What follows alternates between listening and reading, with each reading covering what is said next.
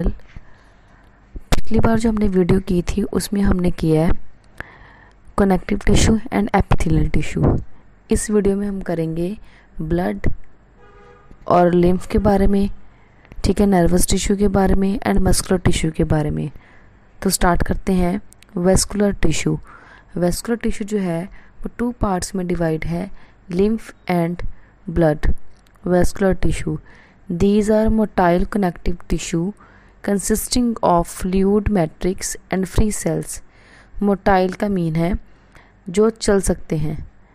They are 2 types of vascular tissue, that is blood and lymph। तो blood को देखते हैं पहले कैसा होता है। Blood, it is a motile connective tissue composed of a fluid, the plasma and the cells, blood corpuscles।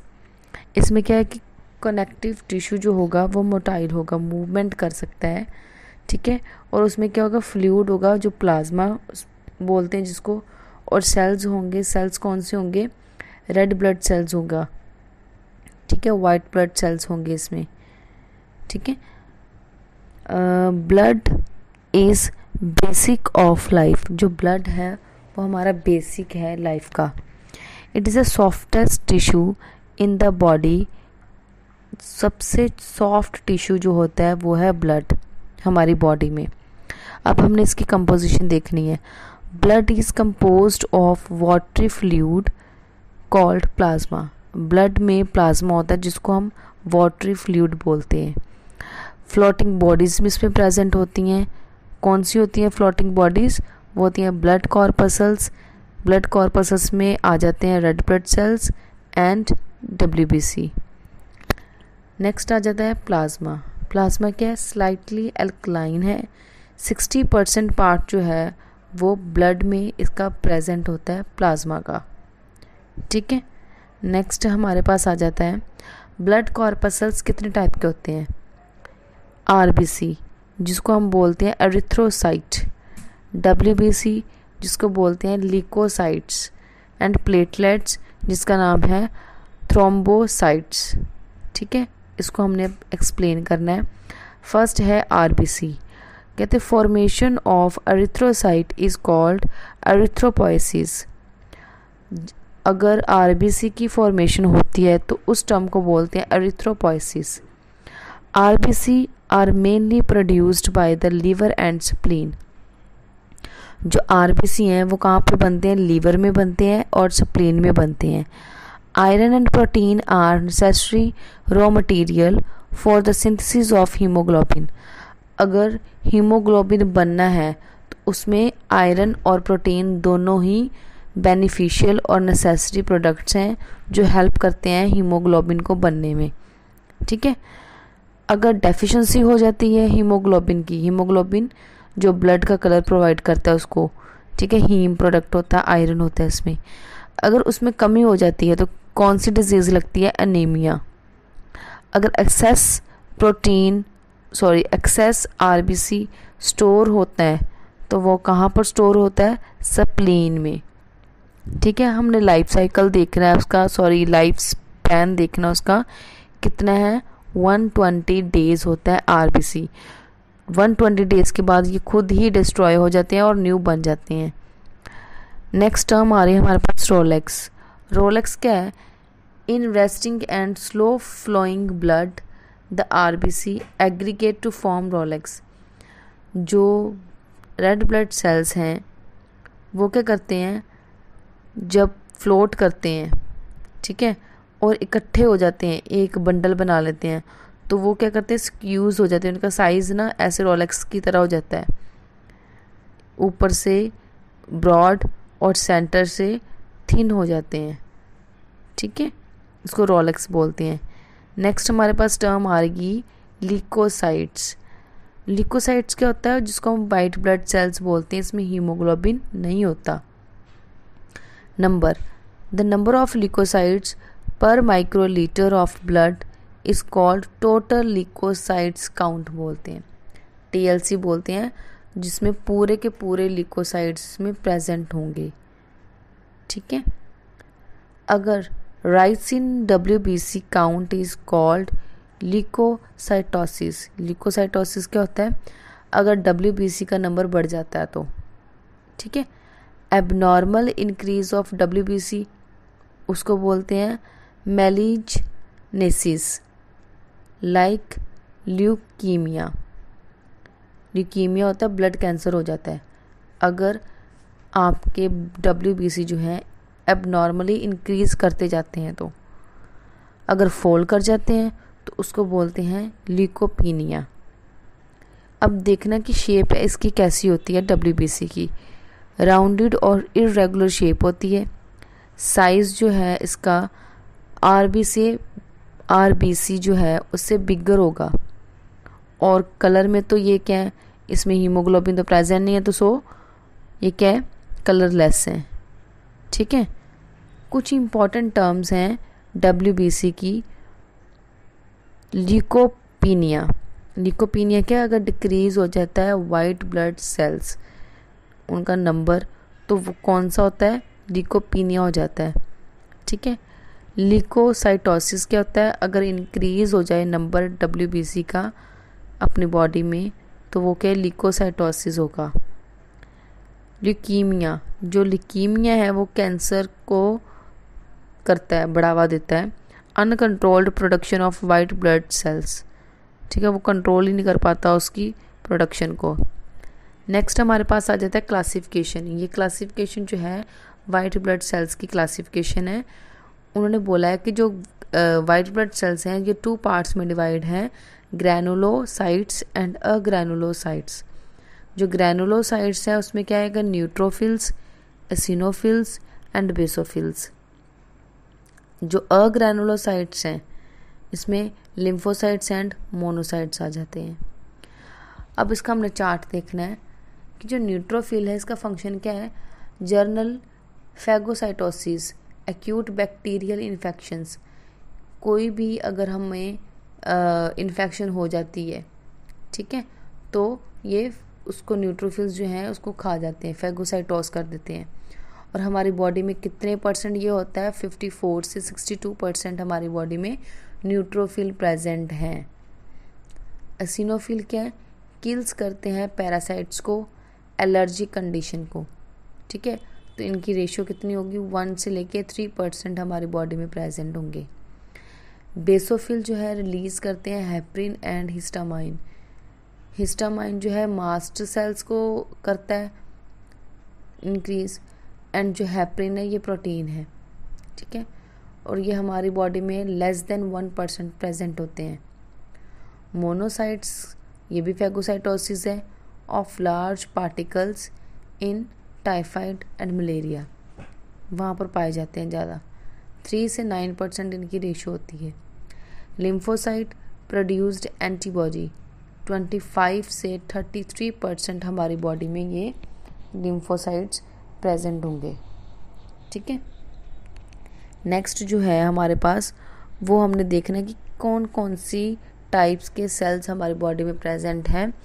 हमने अभी देखा चार्ट में जो न्यूट्रोफिल्स है, न्यूट्रोफिल्स दिखने में सेल्स कैसे होते हैं, मल्टी बाइलॉब्ड इसकी जो है स्ट्रक्चर होता है, ठीक है। एसिनोफिल्स जो न्यूक्लियाई है इसका वो आप देख रहे हो बाइलॉब्ड है। ऐसे ही बेसोफिल क्या है, लिम्फोसाइट्स जो हैं बड़े सेल्स होते हैं, RBC की तरह दिखते हैं, ठीक है। फिर आ जाता है मोनोसाइटोस और मोनोसाइट्स, इसका जो न्यूक्लियस है बड़ा होता है लिम्फोसाइट से। प्लेटलेट सेल्स बिल्कुल छोटे छोटे होते हैं जिसमें न्यूक्लियस का बिल्कुल छोटा सा होगा। एरिथ्रोसाइट्स रेड ब्लड सेल्स, उसका कलर भी रेड होगा और ओवल शेप के होंगे, ठीक है। नेक्स्ट हमने देखना अब प्लेटलेट स्ट्रक्चर, उसका काम क्या है, साइज क्या है, ठीक है, कलर क्या है। Normal human platelets are, size उसका होगा 0.5 से लेके 3.0 μm। इसको मल्टीप्लाई कर लो, इतना साइज होगा हमारे प्लेटलेट स्ट्रक्चर का हमारी बॉडी में। शेप उसकी कैसी होगी, discoid in shape, have a mean volume of 7 to 11 litre होगा हमारी बॉडी में। अन्यूक्लिएटेड, न्यूक्लियस में नहीं होगा। Number, they circulate in relatively high numbers, सबसे ज़्यादा हमारी बॉडी में प्रेजेंट होते हैं। इसका लाइफ स्पैन जो है अप्रॉक्सीमेटली 10 डेज़ का होता है। 10 डेज़ के बाद ये भी डिस्ट्रॉय हो जाते हैं और न्यू बनते हैं। ठीक है, ये था हमारा वेस्कुलर स्ट्रक्चर का सारा ही जो ब्लड का था। अब हमने कहा ना लिम्फ के बारे में। लिम्फ क्या होता है? Mobile connective tissue compressing lymph plasma and plasma lymph cells होते हैं इसमें। ठीक है, लिम्फ जो है इसमें ये भी कनेक्टिव टिश्यू है और इसमें लिम्फ प्लाज्मा होगा और लिम्फ सेल्स दो होंगे। अब लिम्फ प्लाज्मा क्या होता है?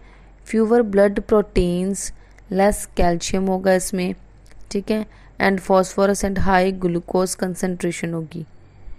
लिम्फ कॉर्पसल्स में क्या है? Floating amoeboid cells, WBC and RBC and platelets are absent. ये सारे के सारे सेल्स जो हैं लिम्फ कॉर्पसल्स में ये एब्सेंट होते हैं। ठीक है, नेक्स्ट लिम्फॉइड ऑर्गन्स कौन से हैं? The organs which secretes lymph are called lymphoid organs. जो ऑर्गन्स लिम्फ को सेक्रीट करते हैं उसको हम बोलते हैं लिम्फॉइड ऑर्गन्स। अब लिम्फॉइड जो ऑर्गन्स हैं वो कौन से होते हैं? वो दो तरह के होते हैं, प्राइमरी एंड सेकेंडरी। वो इतना डिटेल में नहीं आपने जाना। टॉन्सिल्स जो हैं वो भी क्या लिम्फॉइड ऑर्गन्स हैं। थाइमस जो थ्रॉट में प्रेजेंट होता है वो भी lymphoid organ. Spleen lymphoid organ है। ठीक है, इंटेस्टाइन जो है एग्रीगेटेड लिम्फॉइड नड्यूल, जो सारे का सारा गुच्छा सा बना हुआ है। इंटेस्टाइन स्मॉल एंड लार्ज दोनों क्या है? लिम्फॉइड ऑर्गन्स हैं। अपेंडिक्स वो भी लिम्फॉइड ऑर्गन्स है। पता चला गया, जो सक्रीट करते हैं लिम्फ को उसे हम बोलते हैं लिम्फॉइड ऑर्गन्स। फंक्शंस क्या है?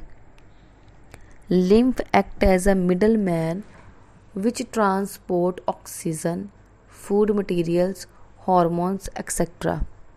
ठीक है, मिडल मैन की तरह बिहेव करता है कौन? लिम्फ। ठीक है, और क्या ट्रांसपोर्ट करता है बॉडी में? फूड मटेरियल्स, हॉर्मोन्स, ये सारे के सारे ट्रांसपोर्ट करता है। And brings carbon dioxide and other metabolic waste from the body cells to blood and then finally ports the same into the venous system. Carbon dioxide को लेके आता है और मेटाबॉलिक जो वेस्ट है उनको फ्रॉम द बॉडी सेल्स से लेके आता है। ठीक है, body cells are kept moist by the lymph. जो बॉडी सेल्स हैं वो ड्राई फील नहीं करते, मॉइस्ट फील करते हैं अगर लिम्फ प्रेजेंट हो बॉडी में।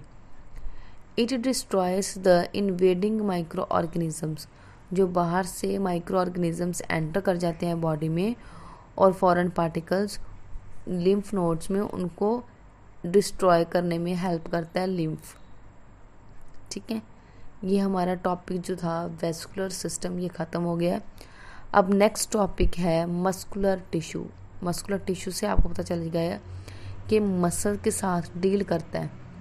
ठीक है, muscular tissue is a specialised tissue in animals which applies forces to different parts of the body by contraction।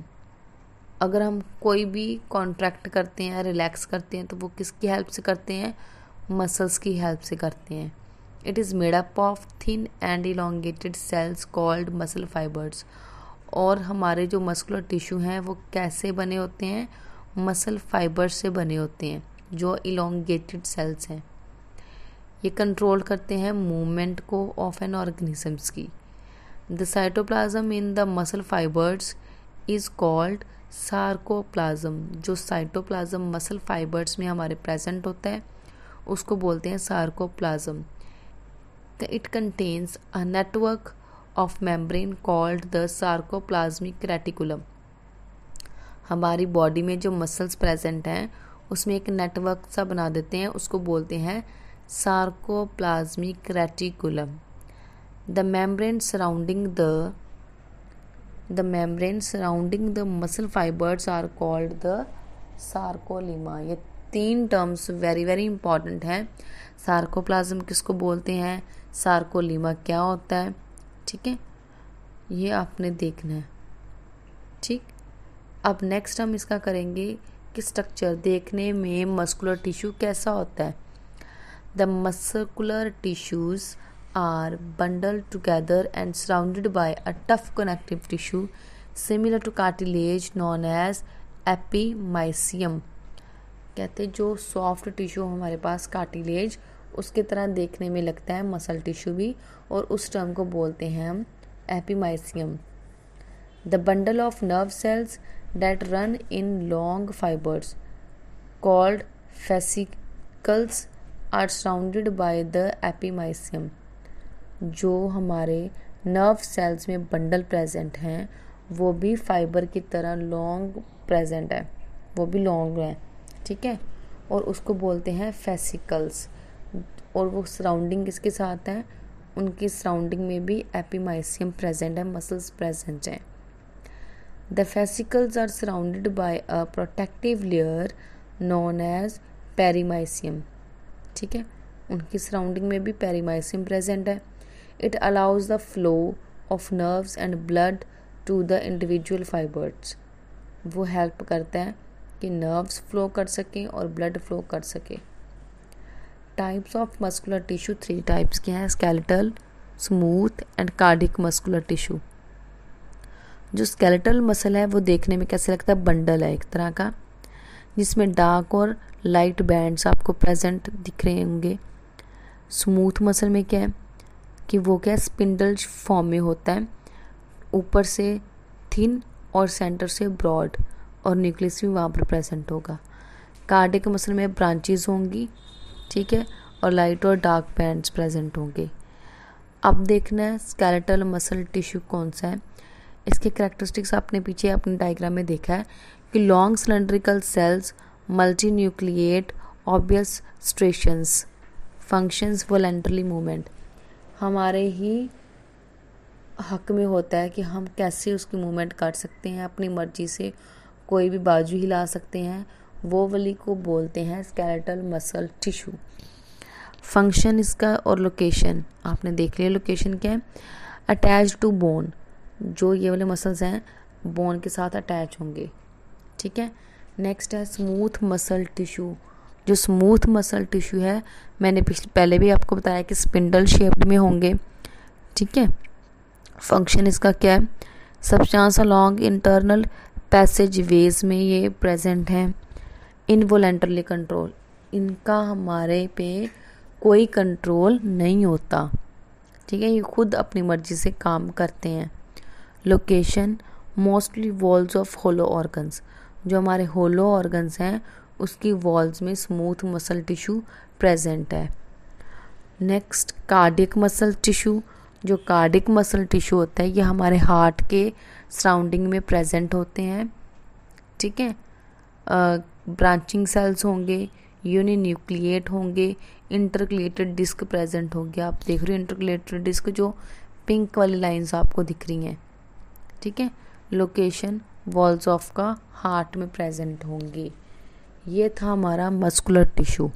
अब लास्ट इज नर्वस टिश्यू। जो नर्वस टिश्यू है ये तो सभी को पता है कि ब्रेन में होता है और ब्रेन कंट्रोल करता है, ठीक है।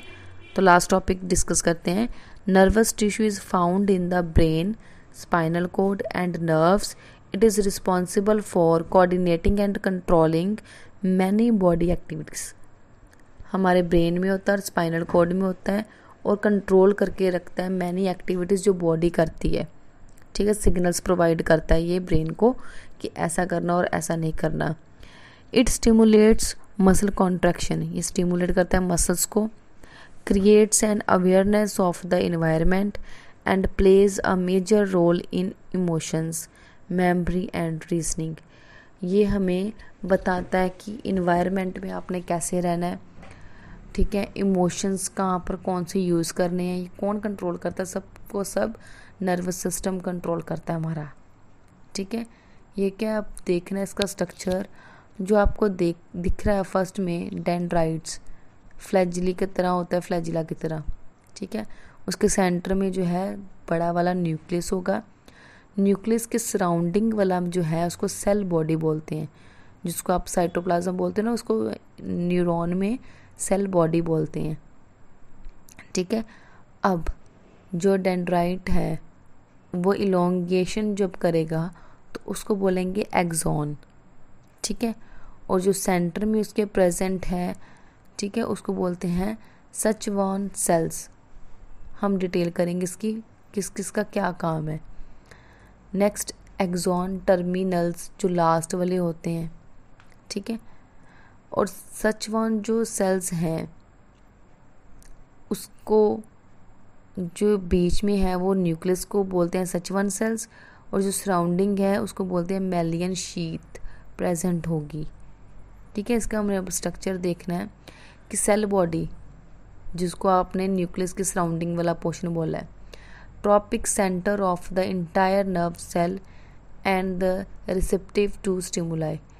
स्टिमुलाई क्या होता है? अगर हम कोई भी चीज़ देख रहे हैं, किसी चीज़ को टच किया है, ठीक है, तो टच करना इज अ स्टिमुलाई, ठीक है। गर्म चीज़ को टच किया तो वो हमें, गर्म चीज़ को अगर हमने टच किया तो वो हमारा स्टिमुलाई हो गया, ठीक है। और अब ब्रेन हमारा हमें वो देगा, बताएगा कि हमने इसको नहीं टच करना, तो अपना हाथ हम पीछे लेंगे, वो क्या होगा? रिस्पॉन्स होगा, ठीक है। स्टिमुलाई और रिस्पॉन्स इकट्ठे इकट्ठे चलते हैं। डेंड्राइट्स जो है many elongated process specialised to receive stimuli from the environment. ये एनवायरनमेंट से स्टिमुलाई को रिसीव करने में हेल्प करता है। कौन? डेंड्राइट्स। एक्सॉन का काम क्या है? Single process specialised in generating and conducting nerve impulse to other cell. ये करता है स्पेशलाइज्ड जनरेटिंग और कंडक्ट करता है इम्पल्स को बाकी सेल के साथ, एक्सॉन। नेक्स्ट आता है synapse, interact with other neurons और नर्व सेल्स के साथ करता है, नॉन नर्व सेल्स के साथ interact. Responsible for the transmission of nerve impulse, response करने में हेल्प करता है, ठीक है। नेक्स्ट आता है हमारे पास प्रॉपर्टीज ऑफ न्यूरॉन्स। कौन सी हैं? Excitability, conductivity and secretion. 3 properties है इसकी। लास्ट टॉपिक है ability to respond to environmental changes और स्टिमुलाई। यह है एक्साइटेबिलिटी। अगर हम इन्वायरमेंट से, हमें कोई प्रॉब्लम है, हम खुश हैं, हमें कोई चीज़ अच्छी नहीं लग रही, तो वो कौन करता है? किस पे डिपेंड करता है? स्टिमुलाई पे डिपेंड करता है, ठीक है। Conductivity, respond to stimuli by initiating electrical signals.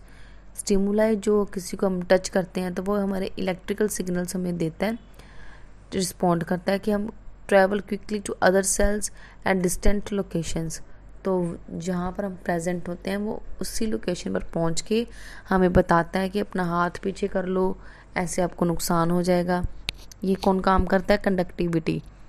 Secretion, upon arrival of the impulse at a distant location the neuron usually secretes a chemical neurotransmitter. Chemical neurotransmitter को सिक्रीट करने में हेल्प करता है, ठीक है। ये थी हमारी आज की वीडियो जिसमें हमने muscular, neuron and vascular tissue के 3 टिश्यू के बारे में हमने बात की है, ठीक है। I hope you like this video.